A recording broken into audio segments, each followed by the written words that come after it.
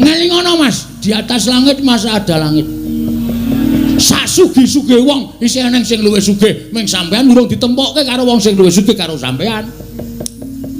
Daya-dayane wong isih ana sing luwih digdaya, ming sampean urung ditempokke karo wong sing luwih digdaya tinimbang sampean.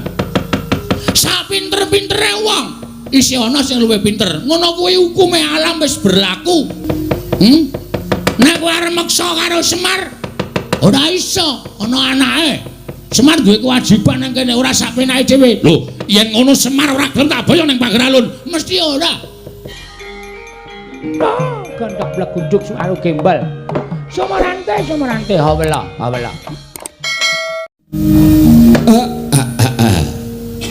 Blegegek kugek sak dulita. Mel.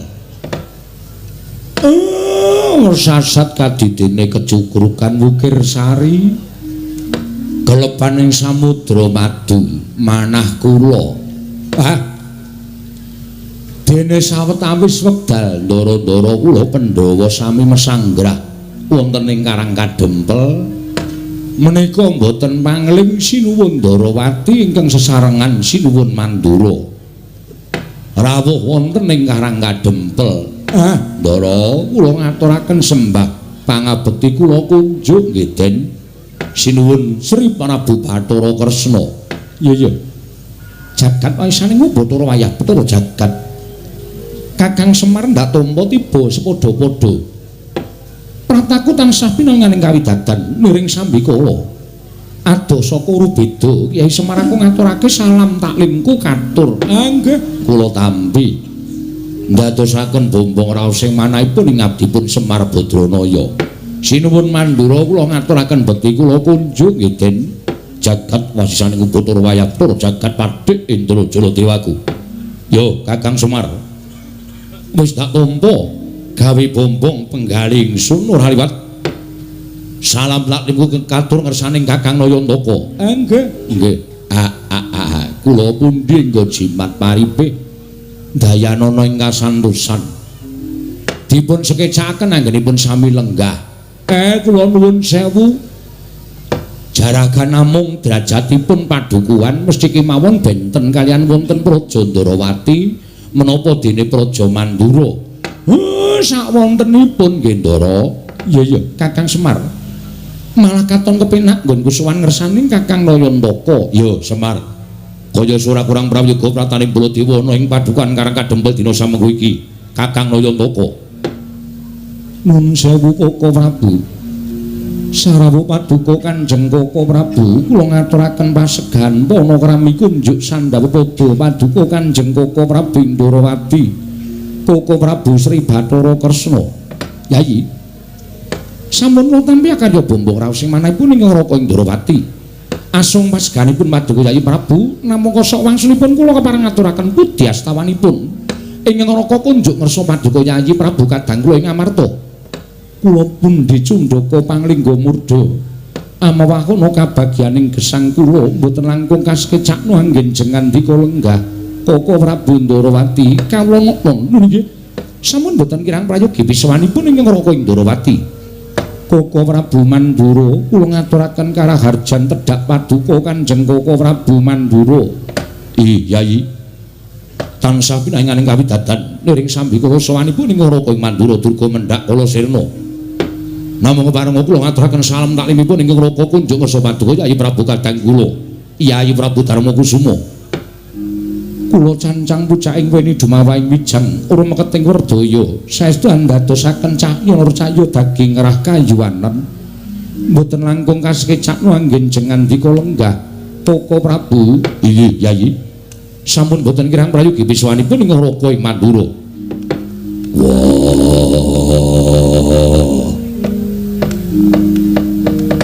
Kresna kakangku aku ngaturake sembahku katura Kresna kakangku sawetara wektu rawuh ana ing Karang Kadempel Kresna kakangku aku ngaturke sembah Werkudara yo Dimas aja lara pangrasaning Siadi lamun Siadi ngaturke sembah kelawan pun kakang sing gedhe pangapuramu sembahmu ora tak tampa.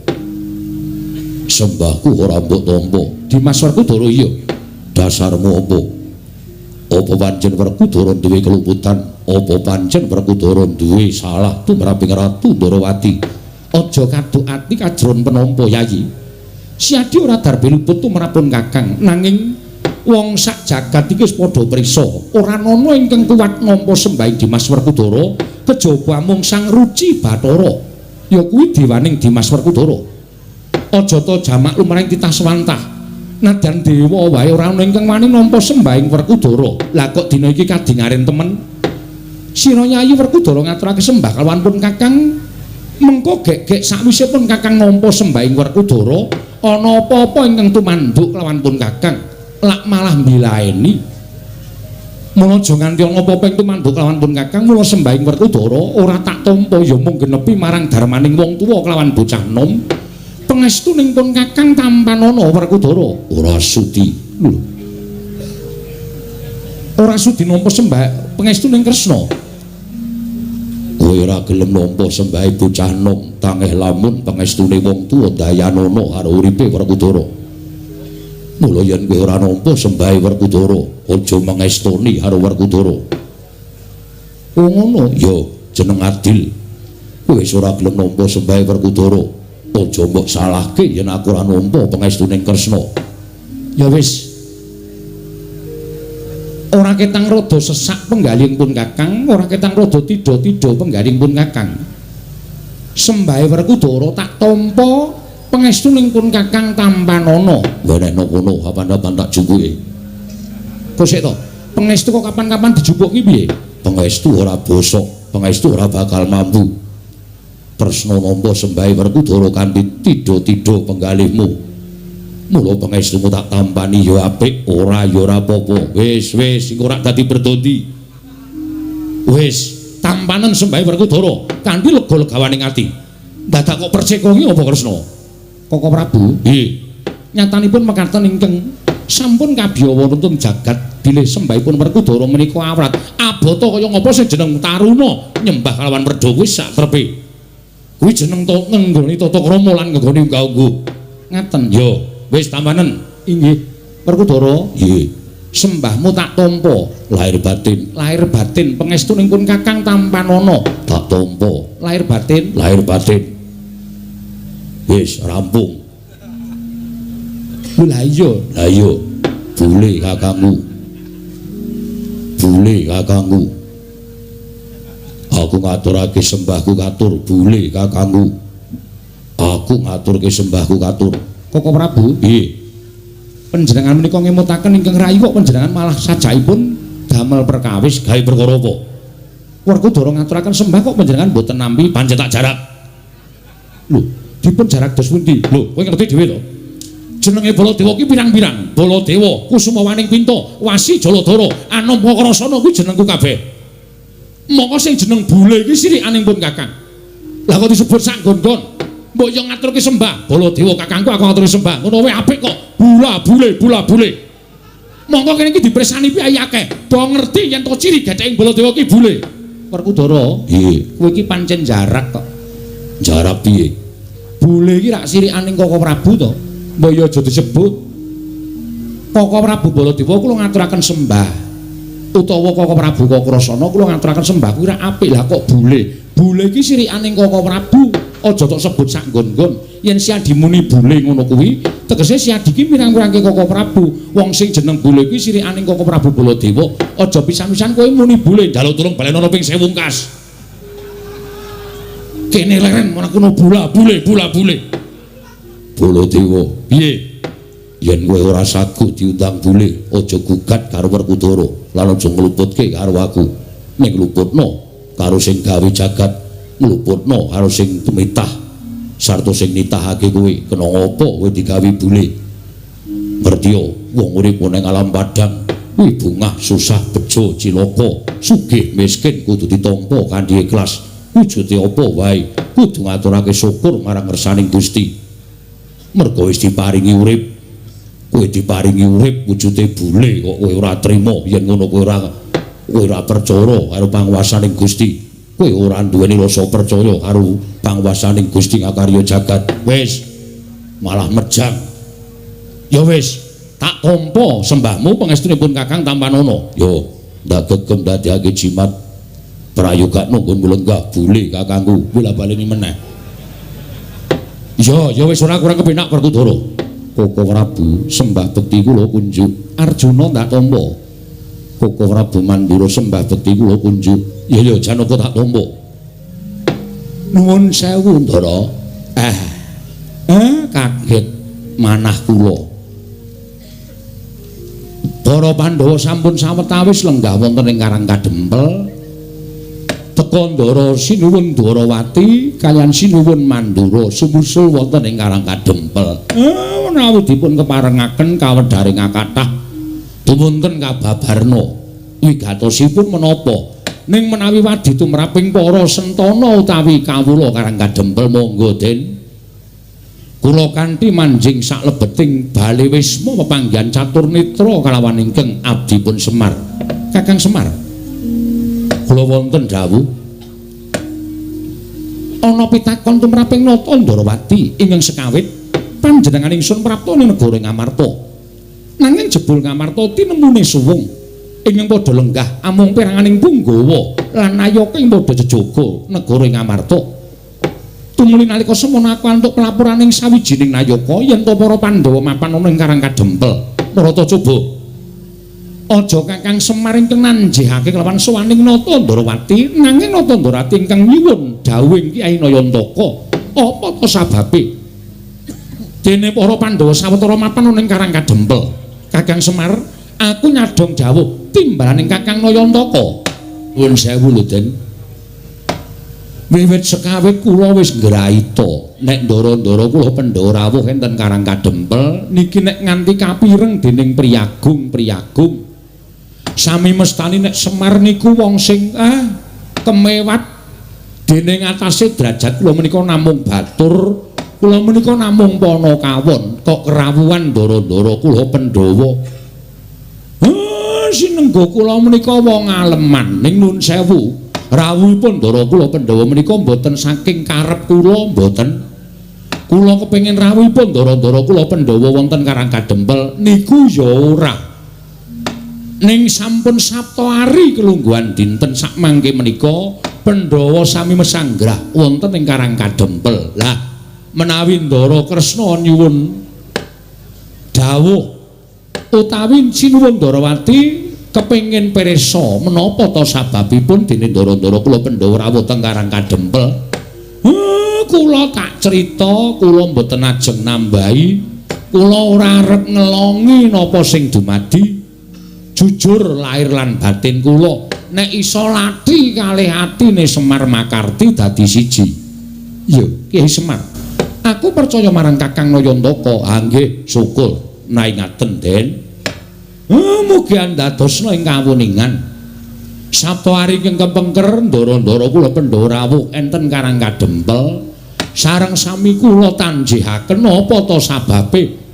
Upami mbetahaken Semar rak sak boten-botenipun paring dawuh Semar niku ming batur. Kula sago ditimbali aja kok ing Wancirina, nadyan Wanciratri kula sagah. Nalika semanten ndara-ndara kula sampun rawuh enten Karang Kadempel. Sinuwun Punta Dewa ingkang paring dawuh. Dawuhipun sinuwun Punta Dewa bilih wiwit Pandhawa kelampahan lan pikantuk kanugrahan wujudipun negari Ngendraprasta. Nalika wana Marta sampun kababat sarta bangsaning Jim sampun sami teluk, tumuli negari kababar kasat netra dados negarining titah sewantah ingkang nampi triman ndara-ndara kula Pandhawa. Iya. Nalika semanten ndara-ndara kula Pandhawa sawetawis lenggah dampar enten negari Ngamarta kaundhakaning praja mboten mantra-mantra mboten kados negari sanesipun nembe sekedhap kemawon sinuwun Punta Dewa menika lenggah wonten praja Ngamarta gesangipun para kawula menika sami gesang kebak ing kanikmatan karukunan sami guyub rukun bandol rompol ruket dhateng kewajibanipun piyambak-piyambak tunggal cipta rasa karsa lan karyanipun harpa Ngamarta menika kathah pinten-pinten kapitadosan utawi kapercayan nanging sayuk rukun manunggal dados setunggal. Iya bener Kyai Semar. Nah kawontenan sing kados mekaten menika kepengin dipun indakaken kawontenan negari Ngamarta supados saya sae saya sentosa saya kondang kawenang lan saged ngayomi dhateng sagung kawula dasih ingkang sami mapan wonten ing Kutha Goro, ingkang sami mapan wonten ing Karang Pradesan lan ingkang sami mapan wonten ing Paredèn. Menika supaya saged ngraosaken kanikmatan ingkang sami boten dipun benten-bentenaken. Lah niating Pandhawa menika badhe ambangun negari Ngamarta. Ya lair ya batin. Mengkono Kakang nggih. Nuwun sewu lho Ndara. Sampun ngantos gerah penggalihe. Kula wis matur, lah kok sami rawuh teng Karang Kadempel. Mongko nuwun sewu sing dadi pengayomaning Pandhawa menika Sinuwun Ndarawati. Semar ya dadi pamomong. Ning pengayom kalih pamomong niku tumrap Semar meh padha nek diucapake ning beda kewajibane. Iya. Pengayome sampeyan pamomonging Pandhawa kula. Sampeyan rawuh mriki kok ora nganti pengayom, Mbah. Mengke nek wonten mboten trimane si pengayom niku rak kriwikan dadi grojogan geguyon dadi tangisan. Ning ndara-ndara kula Pandhawa paring dawuh mekaten, apa to sababe kok rawuh teng Karang Kadempel mergi kawiwitan bangun niku mboten kok perkara duweni brana picis sing akeh, duweni dhuwit sing pirang-pirang, wekasan bangun ing babagan lair lan batining kawula niku diwiwiti saka akeh ing brana picis mboten. Tumraping kula bangun negari menika diwiwiti manunggaling kawula lawan Gusti, tegesipun manunggaling para Pandhawa kaliyan para kawula supados raket penggalihipun manahipun para kawula caket kaliyan penggalihipun para pepunden. Wekasan kawula menika rumaos dipun gatosaken dening para Pandhawa. Kawula nek rumangsa digatekke niku ora usah disoki brana picis, ora usah diwenehi bondo donya. Ning kawula mesti rumangsa kaya dipecut rasane rumangsa handar beni negarane wekasan cancut taliwonda bangun negarane. Mengkono Kyai Semar nggih. Mula sampeyan rawuh enten mriki niki nek pancen sampeyan ajeng nesu ampun dukani Pandhawa. Ning mang dukani Semar. Merga napa sing dipetung kalih para Pandhawa niku pancen bener. Wiwitan bangun niku ora kok saka Kutha Goro, ning yen bisa saka desa. Ya Karang Kadempel niki sing ajeng diwiwiti bangun negara Ngamarta. Mangke nek mriki pun kawiwitan saking mriki tumular tekan Kutha Goro, wekasan wewangunan menika saged rancak niring Sambikala. Jagat Dewa Bathara. Yayi, wonten timbalaning dawuh Koko Prabu. Nuwun sewu. Mboten ateges kula badhe nglepataken dhateng Paduka Kyai Prabu dene Paduka mboten anjawil dhateng Raka ing Ndarawati. Namung sareng kula midhangetaken sabdanipun Kyai Naya. Yayi, kepareng sak mangke Raka ing Ndarawati mboten badhe kantun nedhi mbebantu dhateng bot repotipun kadang kula para Pandhawa. Nggih. Kyai Prabu semanten ugi ingkang Raka ing Mandura sareng kula midhangan sabdanipun Kyai Nayantaka. Malah sak mangke gumregah manahipun ing Raka ing Mandura nedhi mbebantu dhateng bot repotipun para Pandhawa. Mboten namung babagan perkara Prabeya nanging menapa kemawon iki dipun betahaken menawi ingkang Raka saged ngaturaken kula sagah minangkani. Koko Prabu ngaturaken panuwun ingkang tanpa pepindhan. Dene Paduka tansah gatosaken dhateng para Pandhawa. Koko Prabu menika sampun dados kewajibanipun Raka ing Mandura. Nadyan kula menika awis-awis sowan dhateng negari Ngamarta, nanging pangraos kula kaliyan para Pandhawa menika bebasan boten saged genggang sarikma. Inggih Koko Prabu, matur sembah sewu nuwun ingkang tanpa pepindhan. Malah sak mangke gandeng Koko Prabu Ndarawati miwah Koko Prabu Mandura sampun keparang rawuh wonten ing Karang Kadempel. Kakang Semar wonten dawuh kaya-kaya wis komplit sarta wis matuk sarta gathuk pemangging para Pandhawa kelawan Koko Prabu Ndarawati mung ngenteni sabdaning Kyai Nayantaka. mungguh bakal kepiye nggone miwiti Pandhawa nggone bakal mbangun negara Ngamarta Kyai Semar. Mangke riyen Den. Ampun kesusu kudu dipetung nganggo nalar sing ganep digelar lan digulung aja nganti tuna ing tembe mburine. Iya Kyai Semar. Mergi sabdanipun para sepuh sampun samnyebataken pangandikanipun para pinter, pangandikanipun para ulah agama sampun paring dawuh. Sek sapa wonge kepengin gayuh kanugrahan, sinten tiyangipun ingkang badhe kedunungan kanikmatan kanthi anggayuh alampah prihatin lan tapa brata kados Pandhawa menika badhe ambabar utawi ambangun negari Ngamarta kanthi alampah prihatin wonten ing Karang Kadempel. Menika mangke menawi badhe kasembadan penjangkanipun tertentu sareng kaliyan pacobanipun. Lah sak mangke ngaten ki mawon.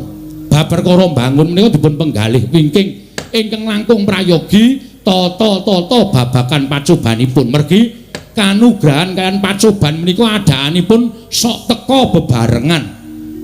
Yen ora iso kena pacoban ora bakal entuk kanugrahan. Ning iso ngrampungi pacoban, kanugrahan menika badhe sumandhing Ndara. Dereng ngantos paripurna Mbah Wacana. Kilurah Semar Badranaya ambabar. Kinampi nggenata Indrawati miwah nata ing Ngamarta Prabu Darmakusuma. Miwah sangganing para Pandhawa jangkep ingkang sami mapan wonten ing Karang Kadempel. Dadak sakoleng mangke gedher madaning padukuhan Karang Kadempel samya alok yen to ana Nalendra. Ingkang wantun miyak sagung kang samya sumewa. Manggah wonten ing Datulaya utawi wonten ing padukuhan Karang Kadempel. Drajak-drajak tanpa subasita. Blegek kekugek sadulita mel. Ora kanthi kanyono-nyono, lah kok iki eneng priyagung. Wah, sing munggah ana ing pendopo padukuhan. Mongko miyak saking kawulaku sing padha seba ning padukuhan. Nala gareng dalem, Pak. Apa iki kancamu dolan apa piye? Oh, aku kok kancane dolan kok ratu sandangane sugih kaya ngono kuwi. Sing biasane sok srawung karo ratu-ratu sabrang ki Bagong. Takonono Bagong kuwi. Bagong kowe iki kancamu apa dudu to, Le? Loh. Cah edan ora. Bagong kuwi gugah kuwi. Wer. Kowe iki mah turu iki ngopo? Aku ki nek jejer iki males e. Ora gek limbukan. Wah, apa-apa kok limbukan ora. Jagongan ro piagung ki kaya rasane ki ora nyambung. Kono ki sing diomongke negara, aku sing tak omongke ming bangsa lelakon ning desa kanggo nek nyaut malah kleru. Bagong iki kancamu du. Lho. Kok mrene kowe, Jo? Jo sapa? Oh, Udu ning Udu. Udu kae rambuté abang kok kancaku kae. Ngawur ora. Iki wis ora disemir iki. Petruk iki kancamu dudu sanes. Ora tau duwe kanca kaya ngoten. Timbali mawon Pak Wigatose napa? Niki ketoke kok kaya Nalendra. Iki kayane Nalendra sabrang. Sinuwun. Sampun kinten kula tumambuh yekti saweg sepisan menika kula wanuh panjenengan menika sinten? Nalendra saking pundi? Sinten jejulukipun? Jagat Dewa Bathara. Ya jagat Pangestungkara. Walah dalah. Aja lara atimu yen to aku ora basa karo kowe Semar. Merga derajatmu pancen bener. Jumbuh karo kondangmu yen to kowe derajating Panakawan. Nggih, pancen kula menika namung batur. Kula menika namung Panakawan. Yo. Mula aja lara atimu yen to aku ora basa karo kowe. Sabab ala tanpa rupa aku kuwi ratu. Nalendra. Yo. Saking pundi sinuwun? Saka negara ing Pageralun. Saking negara Pageralun. Yo. Jejulukipun aku Prabu Gendra Swaropati. Prabu Gendra Swaropati. Yo, pancen bener. Apa bener kowe ingkang aran Semar? Nggih ning kaya ngeten niki sing jeneng Semar. Lah pripun to? Kok sajake sampeyan tambuh kalih Semar Badranaya. Walah dalah gugu karepe dhewe. Ora jumbuh karo kondange. Persasat jagatingan kebrebeken marang umandanging Semar Badranaya. Wah, tak kira rasananing para kawula agek kang padha ngrasani marang Semar Badranaya. Semar ki wujuding ratu, sak ora-orane nayakaning Nalendra. Lah kok jebul mung wujuding Panakawan, Gedibal, mung wujude kawula cilik. Mancen bener kula menika wujudipun namung kawula cilik. Yen ngono cocok karo ngumandangi. Kowe wong pinter, kowe wong wasis, kowe wong sing digdaya. Buktenake para Nalendra kang padha rawuh ana ing papan kene. Ketitik kowe lenggah ning pendopo sineba para Nalendra nitik kalawan agemane. Sampun ngantos ngaten menika bendara kula. Lho. Bendara-bendaramu nggih sing lenggah wonten wingking kula menika sinuwun Puntadewa. Wah, sinuwun Puntadewa. Nalendra ngamarta leres. Sing endi biyayine? Sinuwun Puntadewa kok mripate ambane ra jamak-jamak. Bagong wak keprok watu ndasmu kowe. Sinuwun Puntadewa kok kowe ngacung to, Gong. Ayo ben kaya gleleng. Sinuwun Puntadewa lenggah ning kene kok kowe ngacung lek dukani. Ora apa-apa, Bagong. Kowe ngaku Puntadewa ya ora apa-apa. Kowe ndek nada cerewet. Sing duwe jeneng kowe diakoni ra apa-apa kok. Ingkang wenggah wonten wingking mriku. Wah. Sing ning mburi kuwi. Inggih. Menika sinuwun Puntadewa Nalendra ngamarta niku bendara kula. Lah niki Ndara Janaka. Niki nggih bendara ingkang lenggah wonten wingking sampeyan nginggil jumeneng nika Ndara Werkudara. Sing wingking sampeyan saged niku sinuwun Ndarawati, wingking sampeyan melih menika Prabu Baladewa. Walah dalah ora kowe iki Semar iki madheg dukun apa piye? Kok madheg dukun pripun? Lah nyatane akeh para ratu sing padha rawuh ning Karang Kadempel. Buktine mesti padha njaluk pesugihan, njaluk warisan, njaluk kadigdayan marang kowe. Nuwun sewu. Sampeyan ampun ngawur. Ndara-ndara kula Pandhawa niku mboten kaya ratu sabrang kaya sampeyan. Nek sampeyan dadi Nalendra, wis wegah cerak karo kawula, wis wegah caket karo para kawula niku wis lumrah. Ning nek Nalendra tanah Jawi, sinuwun Puntadewa, sinuwun Kresna, sinuwun Baladewa niku arepa wis dadi ratu ning isih kelingan karo sing nyoblos biyen, ngoten.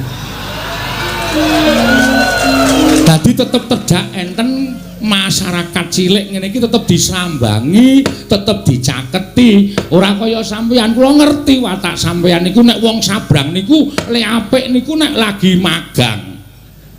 Niku janjine kaya Dara kekalangan, muluk jure ra jamak-jamak. Ning nek pun dadi ya ditagih mesti mblenjani niku adat sing saben kaya ngono kuwi. Wah, wah edan. Kowe mbatang apa sing dadi uripku ning negaraku lah kok cocok. Lah rak tenan ta. Wis ketok kok sampeyan niku ratu sing bentuke kaya ngoten niku lho kowe sapal mesti watake angkara budine candala nuwun sewu lho ora tau ngerti karo sing bibit kawit. Lah niku eleke enten mriku niku.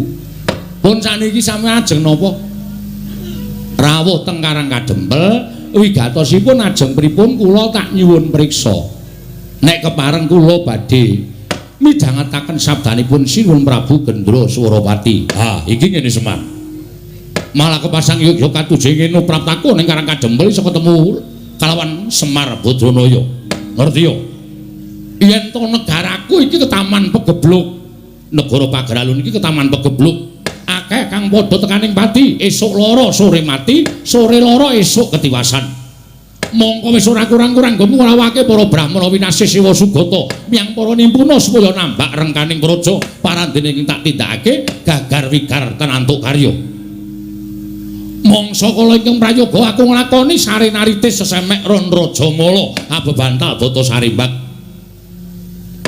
Nalika semono aku entuk sasmitaning dewa negaraku iso waluya nirmala temajati jati temah mulya yen to kerawuhan Semar Badranaya. Wah, lehku goleki papan dunungmu nganti kekalangan malaya jagat iki persasat wis kemput tak ubengi. Tinemune wujude amung padukuhan Karang Kadempel. Ah, mula Kang Saka kuwi Semar. Praptaku ana ing Karang Kadempel iki, aku njaluk lilaning atimu ayo tak boyong marang negaraku Pageralun. Ora ketamung telung kedheping netra, kowe lenggao sawetara ana ing Pageralun supaya dadi sarana waluyaning negaraku saka nggone padha nandhang pagebluk mau Semar. Kula, yo. Meng kaya ngene kok. Dadi jamu iso marai ilang pagebluk. Wis, ora usah dadak kowe kuwatir. Yen kowe gelem tak boyong, kowe njaluk apa? Tekan negara Pageralun omahmu ora kaya ngene iki. Yen perlu tak rasake omah loji. Yen butuh titian kowe ngaranana titian kereta kencana tinarik kuda 8 bakal tak cawisake. Kowe ngerti ora? Prabu Gendra Swaropati kuwi wong sugih mblegedhu ratu ingkang bandaku seprapat jagat dhewe. Mula yen to nuruti marang apa sing dadi penjalukmu ora bakal entek bandaku kowe kandha. Omahmu iki dimbrokke, kowe pindah ning negaraku tak wenehi omah sing luwih apik. Pendopo jaluk pira gedene? Sakane njaluk pirang inci mesti bakal tak turuti. Yen perlu kowe duwe kulawarga gawanen mrono kabeh. Sak anak-anakmu gawanen tak yasake omah kabeh. Lem, Mbak. Iki ngapa Gong ora? Wah, ya iki anu apa jenenge iki harapan yang betul-betul cemerlang iki. Harapan gelem bangane nang kene. Omahmu isih apik, omahe Petro isih apik, omahku wis dose. Bola balik digropi Satpol PP. Kon pindah rono. Saking dene ora tok upakara omahe sing lengenehi bapak kok. Awite nek kebutuhan go sekolah anake adol. Wah, iki ngedolan kok ora. Sono, anakmu pira? Tak yasake. Yen kowe butuh ijol dhuwit, kowe njaluk ijol dhuwit pira? Yen upama anakmu ora tok gawa marang negaraku, anak-anakmu lan bojomu ning kene kok ninggali dhuwit, kowe matura pirang triliun tak bayar kenceng. Waton kowe gelem tak boyong. Yen kowe njaluk ijol apa wae mesti bakal tak pinangkani. Kowe njaluk ijol apa wae mesti bakal tak turuti waton kowe gelem tak boyong. Ning yen kowe ora gelem tak boyong marang negara ing Pageralun, mongko kawulaku saya suwe saya bakal entek mergo padha tekaning pati ke Taman Pagebluk. Tinimbangane aku dadi ratu mongko bakal didunke dening kawulaku sinenggo aku ratu sing ora iso dadi pengayomaning para kawula. Luwih becik bakal tak entengake patiku ana ing Karang Kadempel. Tak entengake patiku ana ing Karang Kadempel. Kowe tak ruda paripeksa. Kowe tak jiat. Kowe tak beksa tak boyong marang negara ing Pageralun. Sapa sing mepalangi karepe Prabu Gendra Swaropati rawe-rawe rantas malang-malang bakal tak putung. Ayo mengkari kowe matur gelem apa ora Semar? Ora gelem aja kelakon dosa. Bumi angus Karang Kadempel.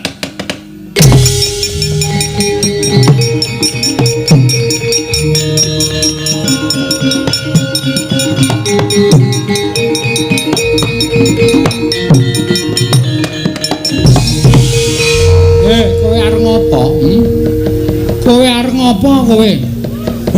Sabar Bagong iki iso dirembuk. Aja nganti dadi dretah, aja nganti gawe geger. Meneng iso ora kowe? Aku ngene iki ngewangi kowe, Pak. Aku sebagai anak kuwi kudu iso mikul dhuwur mendem jero karo wong tuwa. Nek bapakku diancam Semar, kowe gelem wangsulan apa ora? Ora gelem wangsulan tak ruda paripeksa. Kuwi aku minangka anak iki kudune cancut tali wanda. Mula kowe mikir aku. Ora sing meng tok peng-penge meng gareng karo Petro. Endi dong ngewangi kowe? Demeng mendonong mripate cok. Ana kanan kaya ngene kanan genteng. Kaya ngene kok meng do meneng wae. Ndekno sing tok tuwa kowe sarung meng Petro wae. Gareng tok tuwa kowe pecis meng gareng wae. Aku blas ora tau tok kaya apa-apa. Neng saiki dadi bukti bahwa Sing pancen sambelani karo Semar ki meng Mas Bagong. Kowe meneng aku ora iso meneng. Wis ta iki ratu iki nek aku ora sing mangsuli, ora rampung-rampung, mergo kowe engko mesti blegek-gugek ngene sinuwun. Sing ala dibuang sing becik digoleki. Oh, dudu watakku. Aku nek kira-kira ana sing arep ngisro Karang Kadempel, arep gawe bucek kan banyu bening Karang Kadempel, aku sing ora trima. Nek dadi perang kowe wani apa piye? Lho, iki ngopo akeh wong ngene iki? Lho, lah kowe, lho aku ra mung sebagai MC. Nek dadi geger kan ini, orang-orang ini. Dapurmu genti. Mbok kurang ajar kowe. Ngono kuwi sing aku sok ora seneng. Meneng aku tak omong-omongan marah omong-omongan karo kowe. Iki kok karo omongan karo ratu iki raine biru iki lho. Wis. Nuwun sewu Prabu, sinten sampean wau? Gendrasa. Lho iki sapa iki matane gedene tak jamak-jamak. Matamu e. Lho, urung-urung wis ngoneke matane. Lah kok yang ngoneke aku matamu?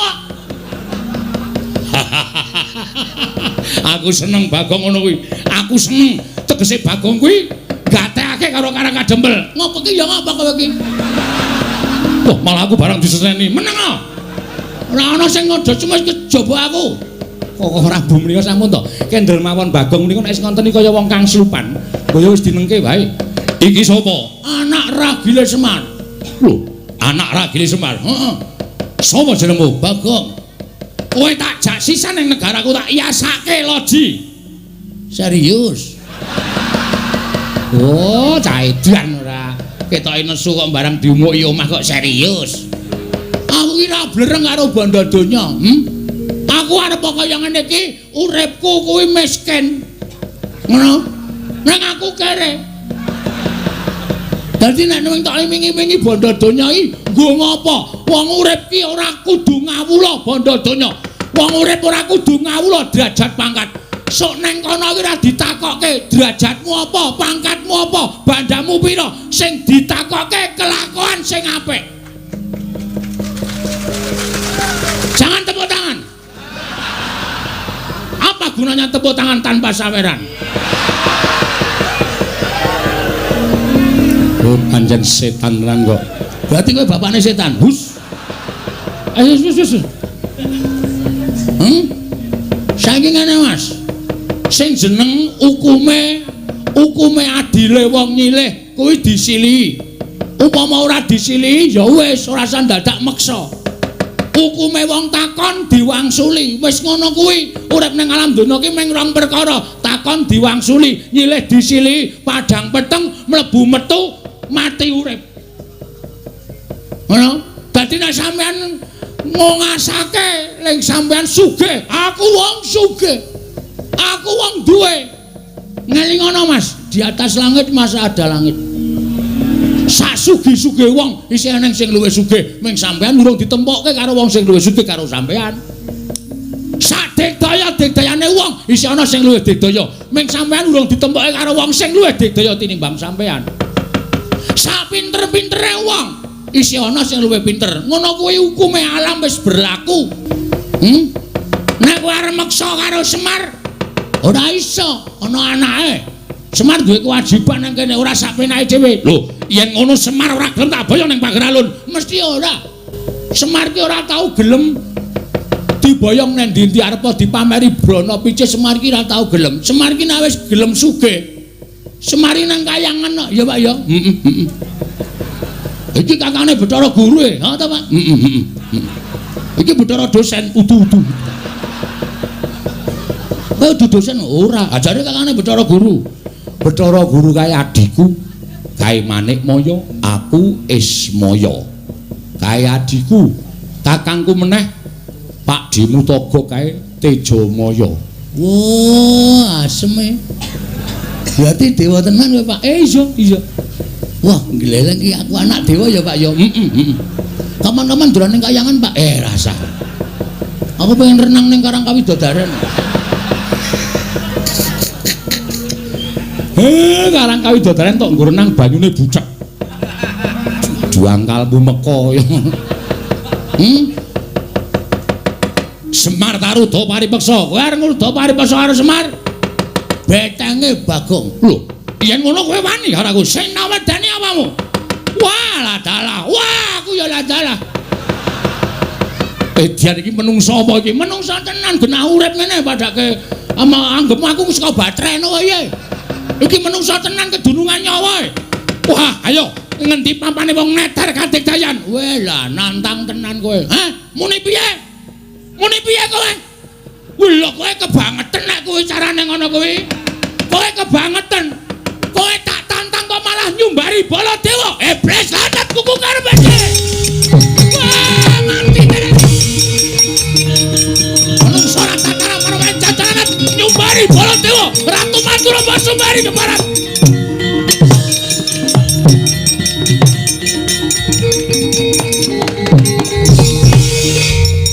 Kok Prabu muni kok muring-muring apa?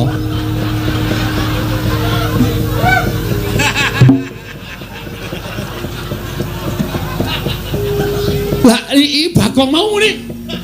Bagong serobat muni. Muni piye kowe? Kowe tak tantang kok malah nyumbari Baladewa. Iblis lanat. Lagi makler aku.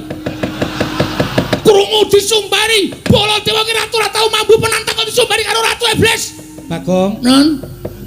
Wong mau muni tenan to? Mboten.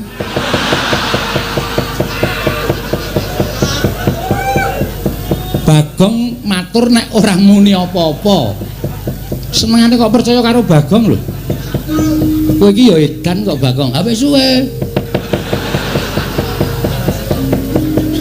Lah wong ratune ora nyumbari kok Prabu kok kowe iki muni nyumbari Baladewa. Nek ora ngono, sapa sing arep mungsa? Lho, lah kowe iki bengok-bengok ki mau apa? Wis matur to kula niku meng MC. Kula niku meng nantangke. Nek ora tak ngontenke Prabu Baladewa ora tumandang karya. Tur mulih kok Prabu menika kok ya manut karo Bagong. Wis ya aku edan kok ya. Lah aku ki ratu kok meng di Bagong bengok ngono aku kok njur nyeret ratu kae mau. Wis pun dilakoni mawon mboten napa-napa. Dirampungke sisan. Ratune metu sampean sing nyeret berarti dendame karo sampean. Wah, setan ya. Lah aku dadi digoleki mungsuh karo Bagong. Ha iya. Lah ngapa nang kene tengok-tengok? Kancane do nyambut gawe kok meng tengok-tengok. Wong edan tenan kok kowe iki senengane. Ora pisan ora pindho lho. Karaku ya ngono to kowe ya to. Kelingan ora? Ora wis suwe. Merasa dieling-eling. Lho wis tau diapusi Bagong. Nate lho edan tenan kok Bagong iki. Lho perkara kula menika nembe wonten Ngamarta. Lah kok Bagong iki mlayu-mlayu. Matur kalian kula. Nuwun sewu sinuwun. Ingkang garwa Plak Kapidara mboten ling Purwadasa. Kula wangsul bojo kula telu niku waras kabeh. Apa ora menungso ora tatanan ki? Aku iki gumen. Aku iki omong apa-apa kok ya do dipercaya. Mong aku kerep ngapusi ya, Tru. Kok isih gampang do dipercaya lho. Pancen cedhis kok iki. Kowe iki gawe masalah. Gawe masalah piye, Pak? Ratu kae mesti ngamuk. Tantrimane ratu kae sapa sing arep nandangi? Lho, sapa aku ora ngopo-ngopo? Ha sing nyaret sapa? Lah, rak tenan to malah ketiban awanget aku. Alah, ora masalah. Wong biasane ya nesu-nesu ya. Ndara Werkudara? Apa? Sampeyan lila nek Semar diboyong teng Pagoralun? Ora. Nek ora lila ratu mau kudu mundur. Yo, aja kuwatir. Ah, krungu ora kowe? Ya, iki kowe mengono wae do dipercaya Ndara Janaka. Apa Bagong? Sampeyan ikhlas kelangan Semar. Nganti mati aku ora bakal iso kelangan Kakang Semar. Nah, nek ana Semar diboyong wong, aku ora trimo. Nek ora trimo sampeyan kudu iso ngundurke ratu. Tak ajari mengko aja kuwatir. Nah. Iya. Iki kabeh Ndara Kresna ikhlas kelangan Semar. Ikhlas. Oh ya wis. Aku arep tok apusi ya ta. Cah pinter ya. Wis. Karo ratu kok cah pinter. Lah, napa? Kula wis matur to. panugrahan iku nek cepak cobane ya bakal ndang teko. Lah, Ndara Dasih ucape Semar. Mula wektu dina iki nek pancen sami mboten ikhlas Semar diboyong teng Pageralun kula njaluk Karang Kadempel kudu padhang. Kudu padhang nek mboten padhang nggih sampun wewangunan lahir batin sing ajeng dibangun teng negara Ngamarta niki mengke bakal ngrimpet nyandung merga ana menungsa sing jeneng Gendra Swaropati. Kok Prabu Mandura? Nggih. Kedah tanggal jawab yo, tak tanggungi aja kuwatir. Yen mungsuh ratu kaya ngono kae mbok rangkep limo ora bakal tak pinggal unjat. Yen ngono gandeng aku wis dipasrahi Kresna. Mengko mundhak kesuwen ratu kae tak tututane Koko Prabu ing ngatos-atos ya Werkudara. Nggih. Melu aku. Yo, ayo tak derekke baru kakangku jaluk pamit kok Werkudara.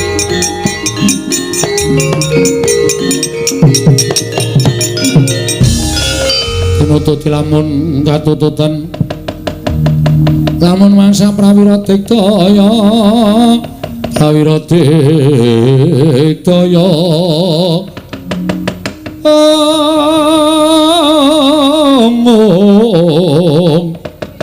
Ronanggono magawe gelarira wang-wang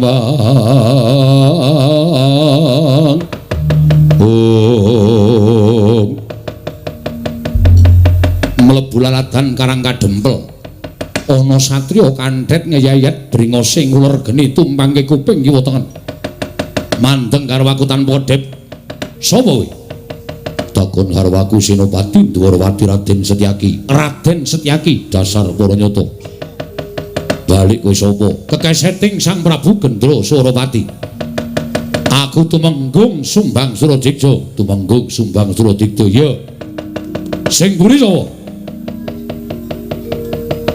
takon karo aku panengahing Pandhawa Raden Arjuna Kakang Mas Janaka wonten mriki iya Setyaki wis penake aku tak ngaso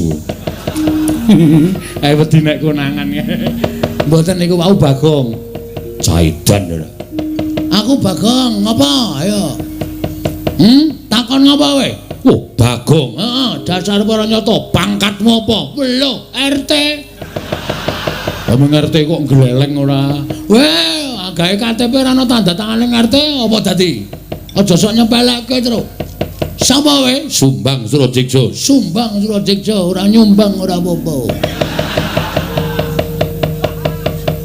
sing buri dhewe sapa Petruk kakangne Bagong anake Semar nomor 2 oh lah keterangane pancen Prabu Gendra Swaropati nggawa prajurit akeh Gong ora usah wedi lho toto Ndara Setyaki dibantu ora sambok bantu aku ijen ngrampungi wadyabala saka Pageralun kelakon ora usah dadak mbok bantu ya saora-orane kula niku jejer putra bumi Karang Kadempel kula dilairake enten bumi Karang Kadempel nek nganti bumi wutagete kula nggo jak-jakan menungsa kaya ngene nek kula ora tampil wirang bebarang ya Tru ya saora-orane mateni prajurit sing elek-elek aja sing ngene-ngene iki ketok iki kokoh bako iki sedaya iki Tru dhewe golek sing elek-elekan wae sing elek-elekan sing kira-kira ringkih gecek ndase ha iya pokoke ning melu perang sing penting ra ketok ngono wis kono do lunga wae aja dugem remeng menungso iki tak sampurnake Bagong sampurna napa niku Bathara kono ora kok sampurnake terus tak patenane lah ngono lho kowe ngrasani arep nyirnake karo aku ora sagokan gunung tanpa guna kowe tekan kene dikongkon ratu Gustimu kinen gawe geger Karang Kadempel ora nekuk penjalin golek dalan nyangkal putung bali ning negaramu aja takon terus tak babati gamanmu tak gulungi genderamu wah babu wani harau sing tawedine apamu ora minggas karo tebak danamu kene marganing patimu maju janggah pengen tinjung akhirat nyawamu barat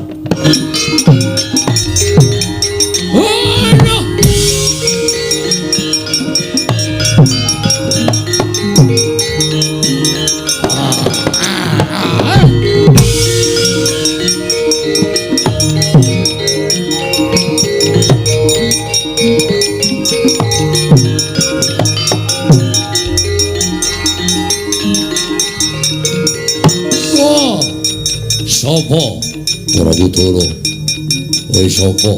Kunjara Yaksa Patih Pagralun. Ayo. Ndi Semar Badranaya? Boyomen. Sirnakna Werkudara. Ah jebol jajawan. Wah. Mati kowe. Woi. Hut. Wah. Aduh.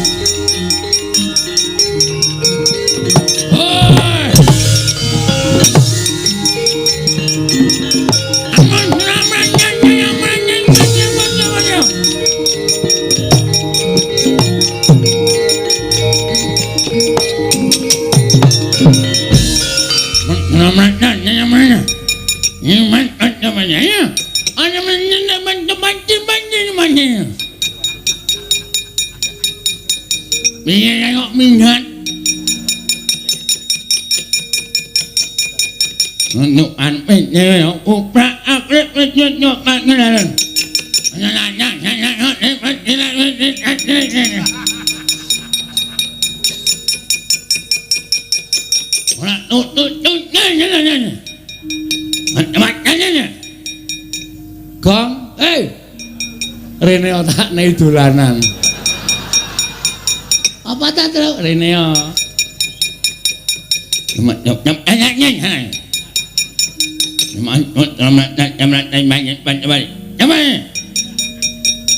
Iye. Maksude nyama. Sapa?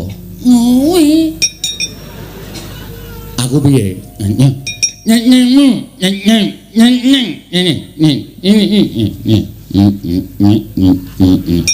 Kowe ditulis neng lemah. Jenengmu, oh jeneng. Mau jeneng. Petro. Petro. Petro. Nyanyi. Ngomong apa ta, Tru? Aku yo radong, aku jane asine radong. Ngapa kowe? Nyemeng wis kemamah ndasmu. Kok kudu radong barang kok. Mana aku yo waton ngomong kok. Ini. Apa ya wacane, Tru? Aku ya ora iso maca. Jenengmu sop sing mburi jenenge sapa? Sing mburi. Aku Bagong. Anake nyemani. Anake nyemani. Kemari piye? Anake nyemani. Anake Semare. Nyemar. Nah, rasa dinai Semar. Heeh, anake Semar. Nomor 2. Nyomet. Ini namanya. Nomor 4. Telu. Nama telu. Nah, ada apa kowe? Kowe ngomong kamu ora cetha apa e? Wo, bolongane irung keciliken, Tru. Kowe sapa? Anakku. Lumenggung. Anik Antrek mah. Hah? Lumenggung Anik Antrek mah. Sapa itu? Tulis. Nih, nyempatnya.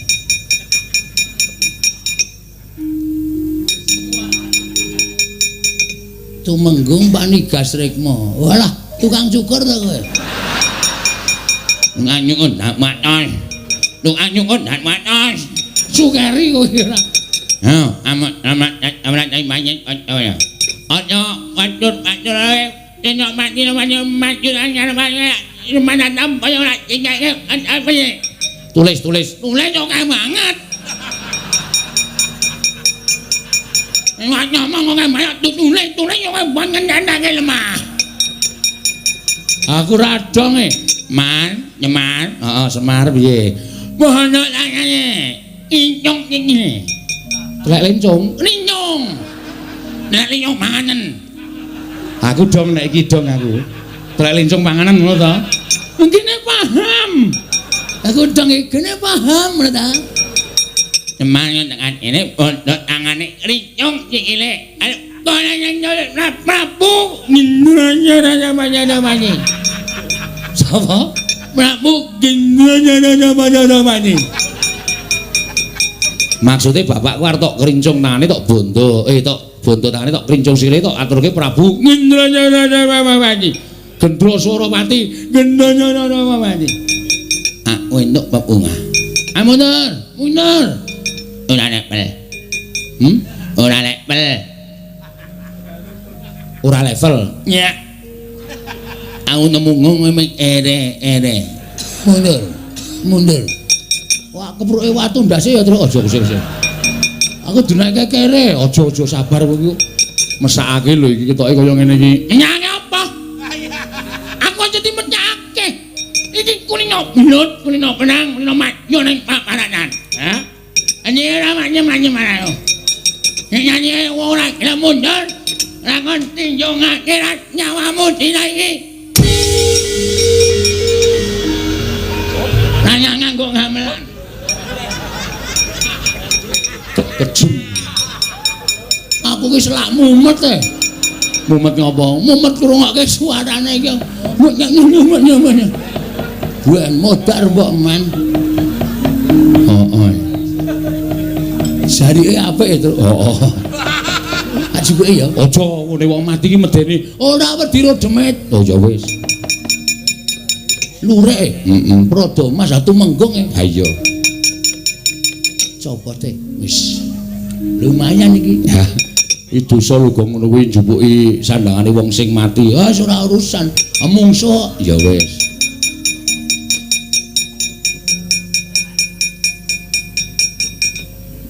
Kacoke ya lumayan.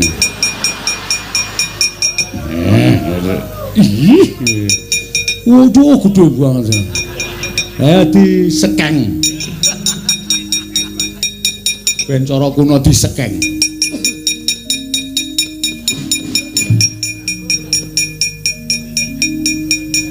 Mbangane ra ganti. JT meneh. Mayan iki rada larang bangane krokodil. Wedan gareng iki ketegelen nek kuwi. Wedan nganti kaya ngono itu. Ha wis mati ora krasa. Lho mbakune mawut-mawut kok. Takku kowe apa lintingen moh. Wah kon linting aku ora. Kuwi cepet banget lho tenan disumet. Durung semat nyerot wis mabut ngono wis. Tekan cangkemmu. Ayo, Amo Suramarata, Jayamarata ing manggen Pandhawaja.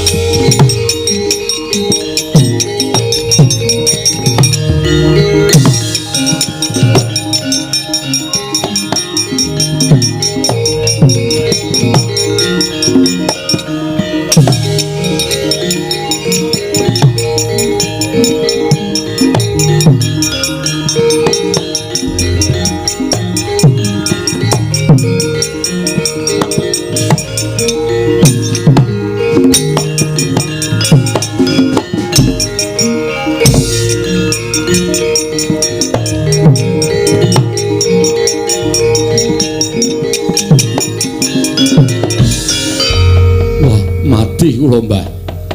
Piye? Jebul Karang Kadempel sing jaga mboten namung anak-anakipun Semar. Lah sapa? Sing jaga satriya-satriya pepedhingan kula pinanggih kalian Raden Setyaki. Setyaki iki Senopati Ndarawati, apa Prabu Kresna lenggah nang kono, Pak? Kula piyambak mboten mangertos. Ning nek nang Setyaki iki mesti nang Prabu Kresna. Wis positif kuwi. Nggih. Kowe gelut? Nggih. Kula nyaut tumbak. Kula jajahi tumbak mboten kenging, dheke nyaut godho, tumbak disendal munggah, godho tibake teng sirah kula. Sumrepet mboten weruh dalan, pindha ninggen cengel nganti jengklit tutuk dada kula bres. Kula teng mriko suwe ora iso ambegan. Mundur. Nggih. Dudu tandingmu Setyaki. Oh. Kae Senopati Digdaya pengpengan ora ana wong sabrang sing iso menang karo Setyaki. Setyaki iki mbiyen jaman semono iki jaman aku ijik enom iki gayenge nek ming gelut karo aku. Senjaki niku. Damangi. Wah. Pejah kula, Mbah. Rekyana Pati Kunjara Yaksa. Inggih. Dos pundi? Pinanggi kalian satya gagah gedhe. Dhuwur naminipun Werkudara. Kawon ta panjenengan? Inggih. Mundur. Panjenengan badhe majeng. Pun ta, mundur. Inggih. Panjenengan sampun sepuh lho, Mbah. Ampun so nyawang tuane sing baku semangate. Oh inggih. Nek mboten kula sing ndongani Karang Kadempel ora bakal sungsang bawana parik. Inggih, Mbah.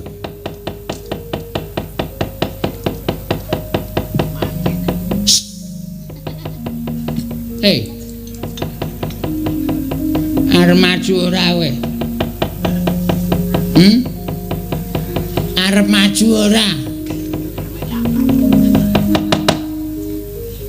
Ganti jeneng po ajek jenengmu. Jan. Laura. Maju apa ora kowe? Kok meneng wae kaya wong ngalamun. Kowe maju iso ngalahke wong-wong Karang Kadempel. Bakal gedhe gancane saka Sinuwun Prabu Gendra Pati. Ngedian nganggo suluk barang. Tansah marep pamoring sukma.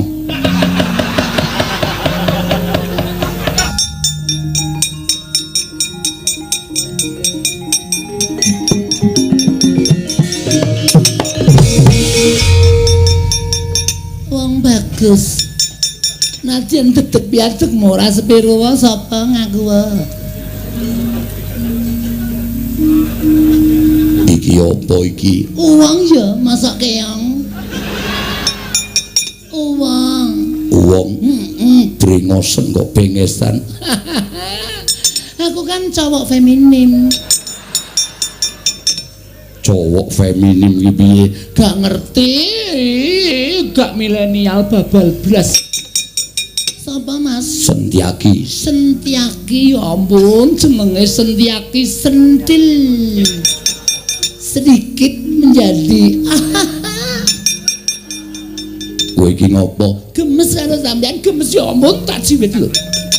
Kowe iki rene arep perang arep ngopo? Perang no. Ayo mungsuh aku. Mati dene aku bangga tak ayoni. Mas sing nggawa mantel. Lho.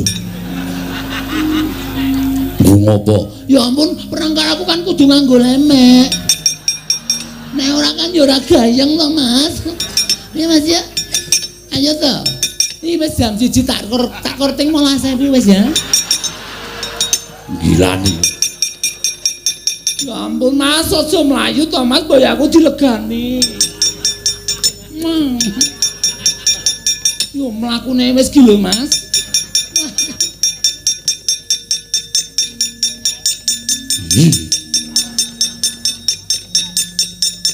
Enten apa?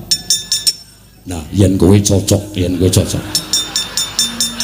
Kula, yo maju mungsuhe Gilani. Mas mikir. Gugu karepe dhewe. Ngalahke Ndara Sencaki.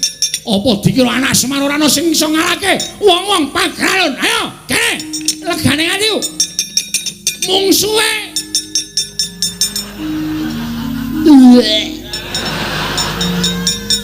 Cici. Mual wetengku. Ya ampun ana wong kok rupane kaya ngono. Ya ampun kok ya urip.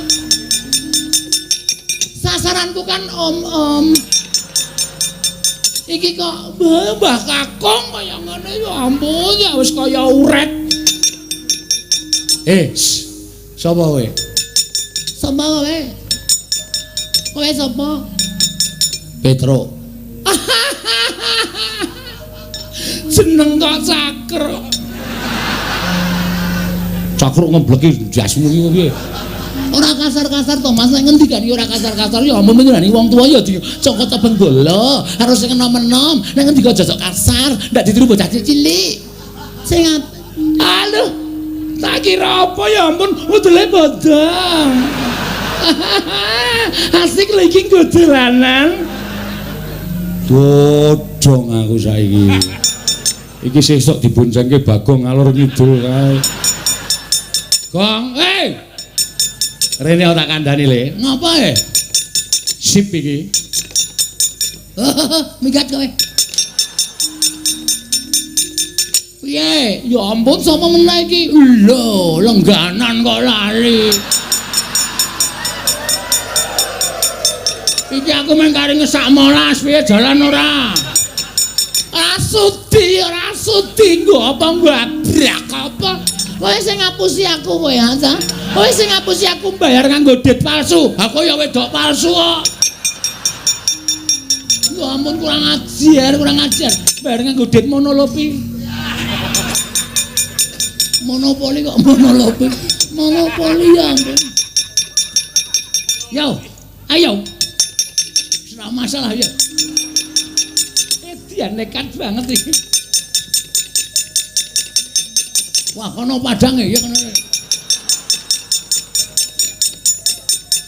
Cah edian lho. Oh, dorat-dorat kaya ngono kae. Wah, kowe iki nganggo wig to. Tiwas tak jambak rambute arep tak beleh kok copot. Gundul. Heeh. Rasida. Ilang kemauanku. Kok iso? Arekane arep tak rangkul arep tak beleh iki malah rambutnya copot. Bucak geting tremplong ndase kae. Gilane. Gundul kayak minyak samin ketoke ndase. Kayak minyak samin ki minyak roti. Ana kawane kurang ajar ya ampun. Dandananku dirusak kabeh. Ya ampun gugar pede. Ayo ndi Semar Badranaya? Wis luweh ora. Iki kecil mungil. Iki kirek-kikek ya.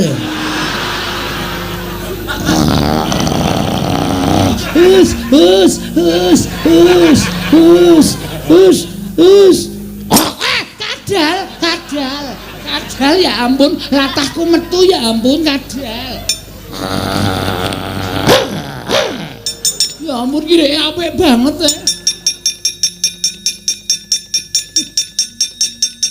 Mas. Ngopo? Aku mau tuku kireke kae. Mas kene dite. Pira? Sakarmu lek ngene Iki ana dit 200 sanguku. Lek pepayon, Urung pepayon blas mbok modar. Urung pepayon sedaya ya satpol PP. Ya. yo, kae kirek cilik to. Heeh. Wis manut aku. Kowe arep ngapa, Truk? Manut aku to.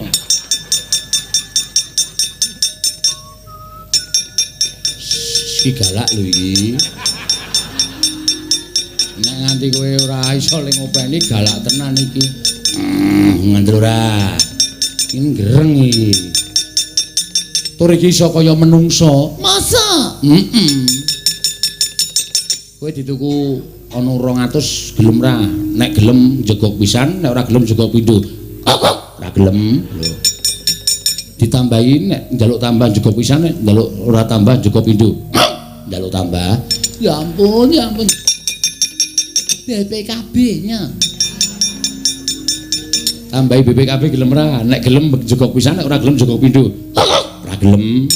Ya ampun, sertifikat kiosnya. Wah iya. Gelem ora? Nek gelem jegok pisan, ora gelem jegok pindho. Ora gelem. Ya ampun, wis ra ndek apa-apa. Ali. Ya ampun iki penganggonku lho. Penganggonku iki penganggon ning ngene yangku biyen. Oh, jenenge yange sapa mbiyen? Lopez. Oh. Wis ora apa-apa tak ikhlaske. Tambahi ali-ali gelem ora, nek gelem jegok pindho, nek ora gelem jegok pisan. Oh, jadi wale-wale. Hah? Nek ora gelem jegok pisan, nek gelem jegok pindho. Ora diwale-wale. Nek ora gelem iki pindho. Oh iya. Nek ora gelem pindho. Waduh, mlayu kirike. Wah, ya wis nyuwun ngapura ya. Ora sida tak keke iki lek ngoyak angel banget. Bajigur diapusi kere. Ya ampun, lek golek saben bengi mung diejeli maling.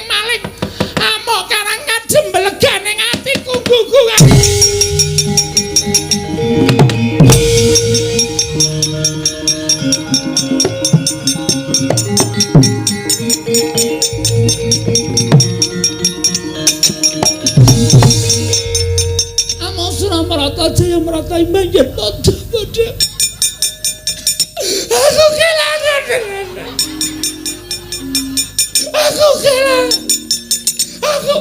Aku kelangan. Aku dirampok urip-uripan. Petro, Nun. Iki piye iki? Mboten ngerti niku edan kok sajane niku. Kudu gecek mawon mbono lho. Ora kowe iki kelangan apa? Ya ampun, ketegelen. Lek ku melek sampean begitu kan wedi dirampok kedadan. Aku kelangan das, Pak. Wah, musuh boloto. Lah kenapa tangan boloto? Mutar.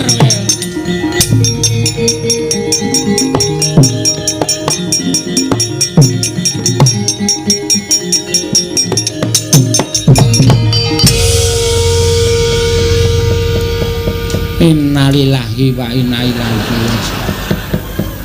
Mutar kowe Laura.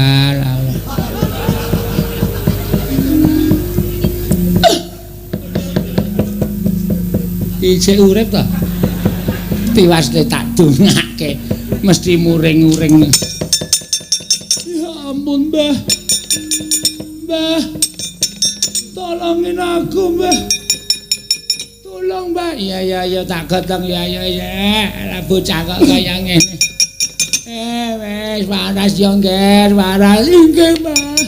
Inggih, sesuk bengi cek nyambut gawe waras saya, yang golek pasaran ya waras saya Laura. Aja lara ndak. Kowe ra iso dienggo golek pasaran ya Sahara, Samirah, Laura, Sukini.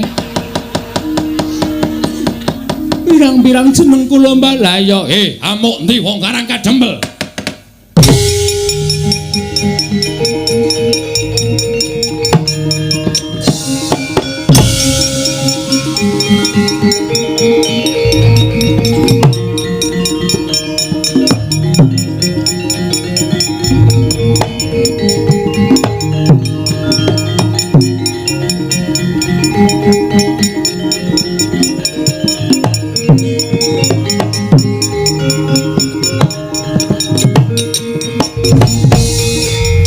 Sowo panengah Pandhu Raden Janaka dasar Purya Prabu Gendra Suropati. Ayo bali yo. Aja ngarep-arep iso boyong marang Kakang Semar. Yen Janaka isih cetha pocapane, isih gleleng pacake ora bakal kelakon kowe boyong Kakang. Wah, kelakon penjang kamu Parade. Wah. Edan. Wah.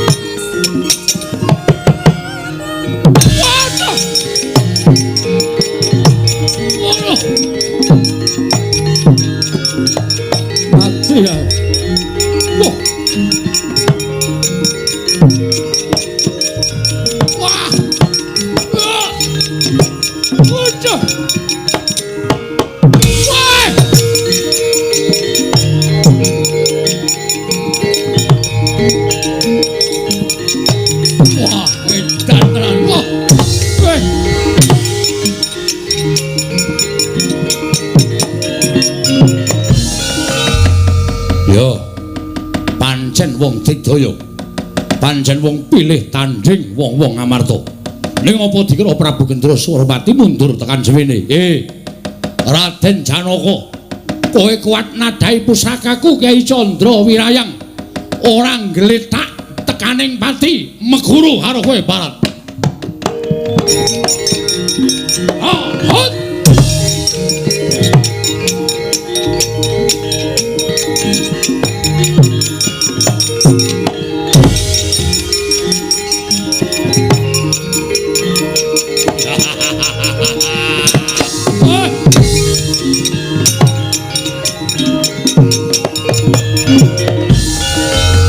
Nadyan kowe gagah gedhe dhuwur. Sumbaga prawiring yuda sekti kalintang jayaning perang. Nanging ora bakal iso menang mungsuh kekuatanku Kyai Candrawiraya. Nglumpruk ora beda karo adimu Janaka. Prajurit leboke pakunjaran. Nih Ratu Ngamarta bondo sisan.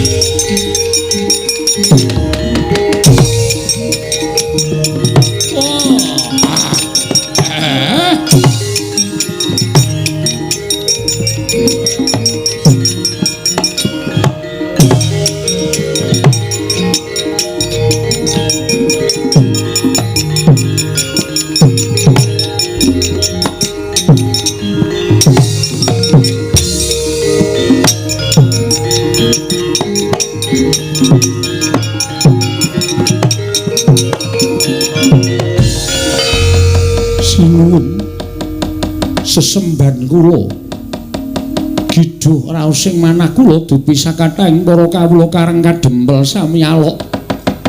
Yen to kadang kula kekalih inggih menika pun Janaka kelawan Werkudara sampun kapikuting mengsah. Monggo nyatanipun kekuatanipun Puntadewa menika dumunung wonten kadang kula kekalih. Mila menawi kadang kula Arjuna lan Werkudara sampun kapikuting mengsah bebasan sampun boten gadhahi kekiyatan sarah mungguing lautan wastra lungset wonten ing sampiran boten wonten ginanipun babar pisan kula gesang wonten ing Madyapada sinuwun monggo kula aturi amungkasi dhateng gesangipun Puntadewa.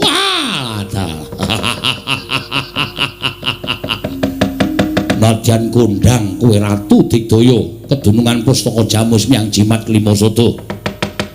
Ning tinemune bebau kiwa tengenmu wis sempal, wis pepes, mergo adimu lanang loro wis tak pikut.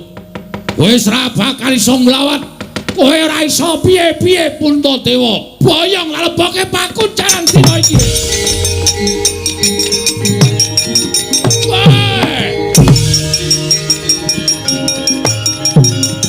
Waduh.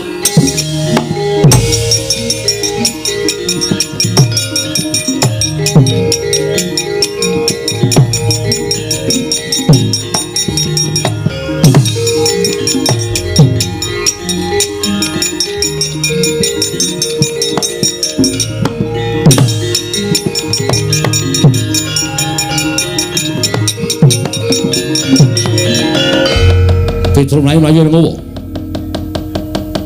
Ngaturake diwasan. Sinuwun.